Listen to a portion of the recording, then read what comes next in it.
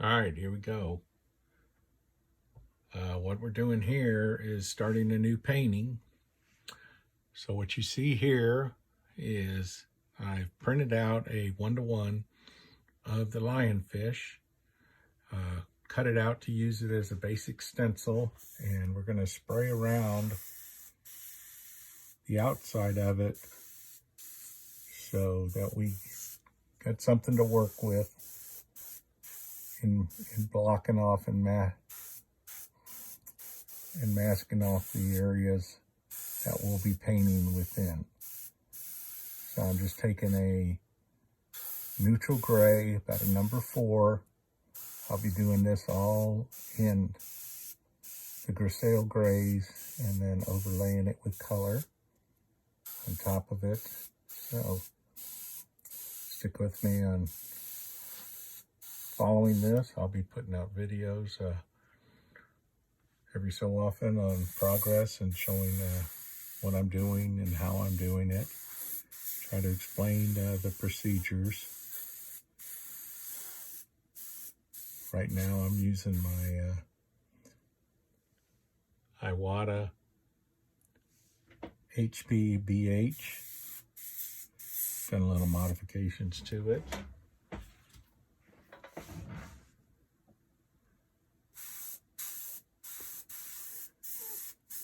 Put some micron parts on it.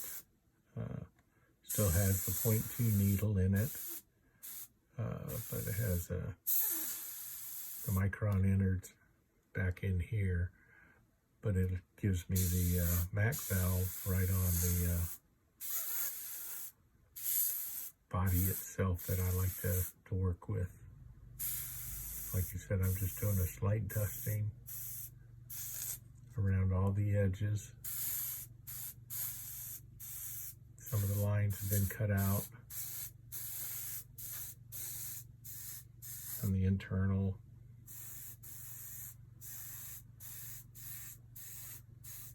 Like I said, this is not going to be something that has to be completely accurate or color saturated. It's just to give, like you can see right here, a little bit of a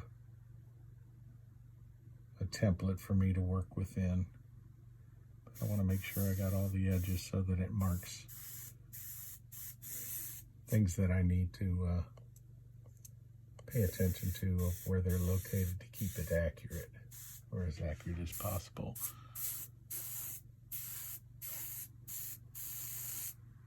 So you can see some of the areas I've already pre-cut, and I'm going over just laying some paint just so I get a reference marker down of where that is. Letting the paint do the work for me, so I don't have to, draw it. Kind of a lazy man's way of stenciling down something.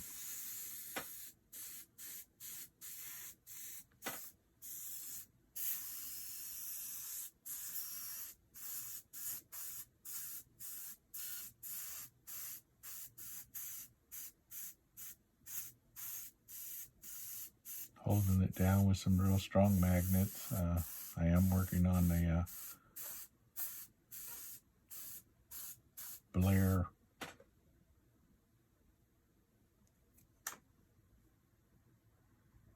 synthetic paper.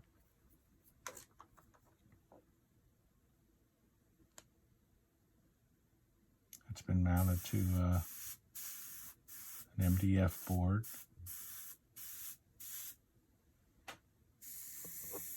And I put a piece of steel behind it so that the magnets will stick.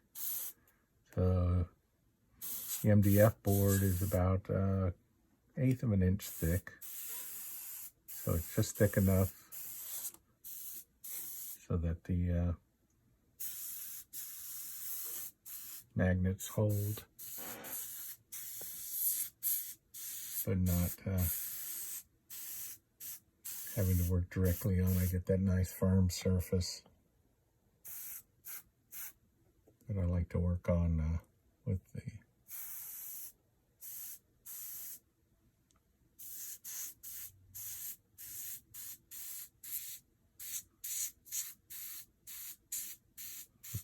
glare paper, the synthetic papers. So pretty much gotta try to find all my cut lines here that it gives me reference points of where things are at, and kind of throw some paint in there, and hopefully it slips in the crack and gives me some markings. I'm shooting, like I said, the Createx Grisaille grays of Steve Gibson's, about 17 pounds of pressure, diluted, or reduced, I should say. The paint, about 50-50.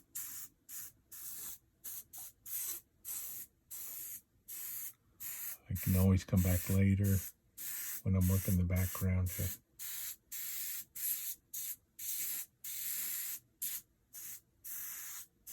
lighten or darken those areas up. But like I said, just give me a reference of the shape. Get some paint laid down, and then go clean it up.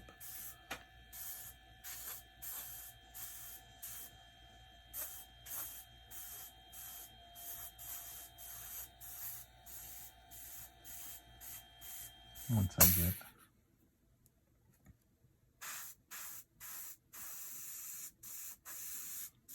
the basic shape.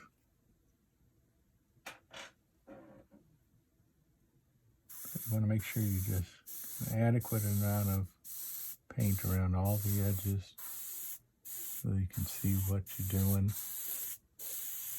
And I'll show you just a minute once I pull the stencil off.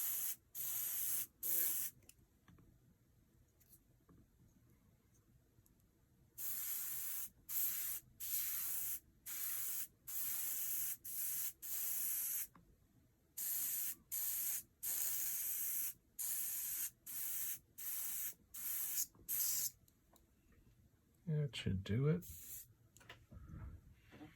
And pull this off now. Again, it's just magnets.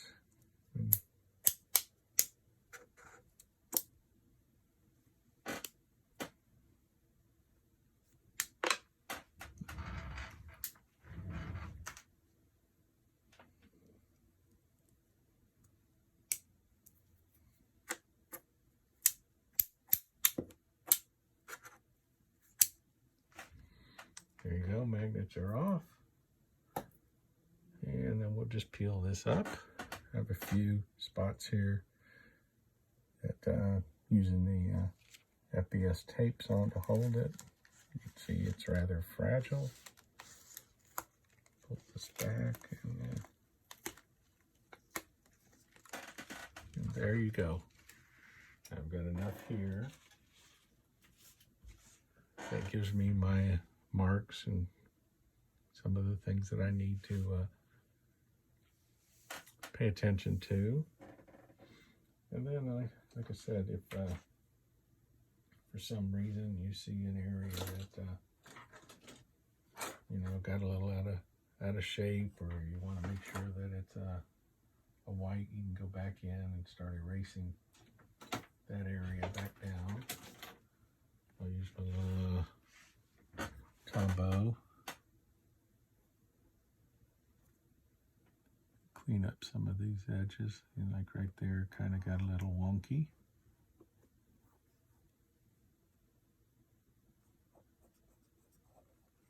If I have to, you know, go in with a little bit more aggressive eraser. And the Tombow. This is a Faber-Castell Perfection. Looks like 1056.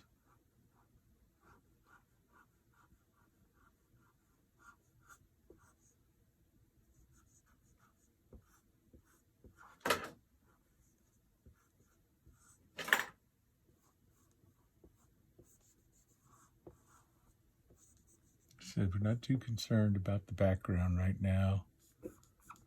What we're trying to do is establish what this initial shape is. Make sure you got some clean edges. So we can go back and clean up any of this stuff. No problem with erasers, and there's going to be a lot more paint that's going to go on there, so that always helps. Like I said, a variety of erasers and tools.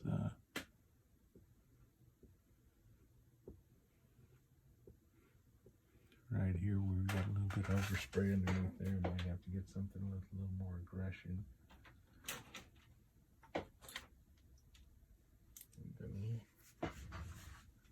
Some tools here.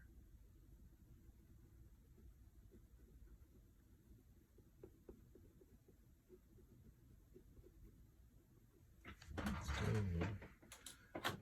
something a little more aggressive.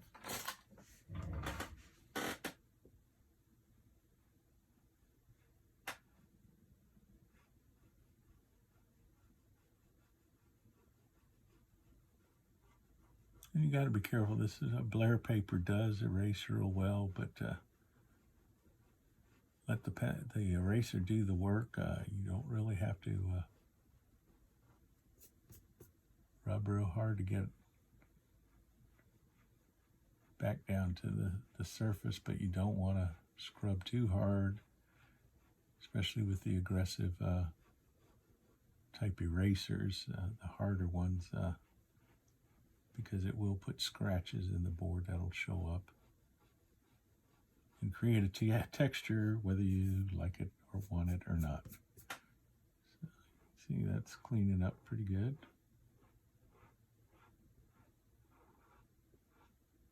You know, take your time when doing this stuff too. There's no reason to rush in, because this is just the base type work, but you know, you start with something that works real good, saves on time and effort of what you're trying to do, and not having to go back and try and fix certain things because you rushed in the setup process. I mean,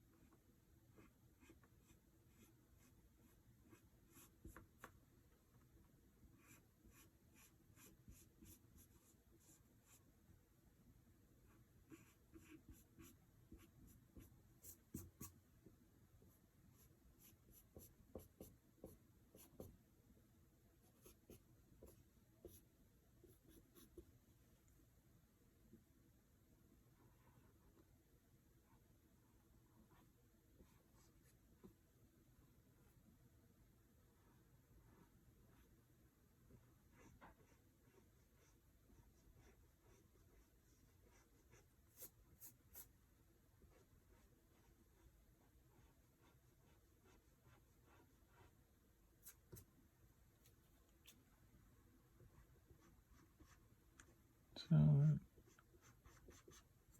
looks like I got pretty much all the edges cleaned up. So we can go with that. Other thing I'd like to do is, you see I get a little bit of overspray, a little too far out, so knock that back a little bit, so later on it doesn't interfere. Make sure everything's kind of clean. This again is a larger, very soft eraser, kind of a gum type eraser, same consistency of the Tombow, just bigger. I tell you what it is, but I've had this for so long I've worn off the manufacturer's label. But like I said, I'll does allow me to clean up some edges, keep it soft, especially in the overspray when you get some light overspray in areas. It looks like pretty much got it. And